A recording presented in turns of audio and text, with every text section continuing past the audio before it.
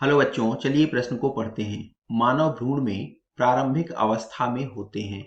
विकल्प ए गिल्स, विकल्प B gill slits, विकल्प सी एक्सटर्नल ईयर पिन्ना, विकल्प डी आईब्रोज।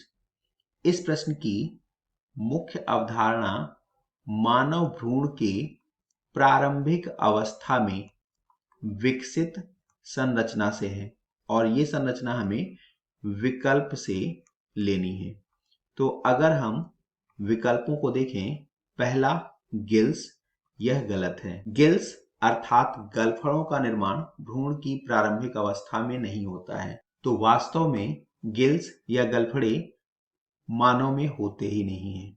दूसरा गिल्सलेट्स, यह सही है। गिल्सलेट्स अर्थात गिल दरारें, तो यह समस्त कशेरुकी जंतुओं का प्रमुख लक्षण है।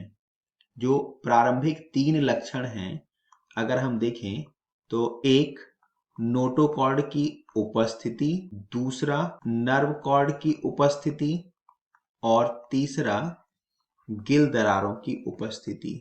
तो ये 3 प्रारंभिक लक्षण हैं जो सभी कॉर्डेटा के जंतुओं में देखने को मिलते हैं। तो यहाँ पर गिल्सलेट्स अर्थात गिल दरारें प्रारंभिक अवस्था में पाई जाने वाली संरचनाएं हैं।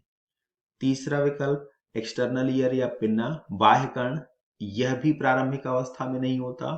चौथा आईब्रोज, यह भी प्रारंभिक अवस्था में नहीं होता। अतः दिए गए प्रश्न का सही उत्तर विकल्प बी गिल्सलेट्स है, गिल दरारें हैं।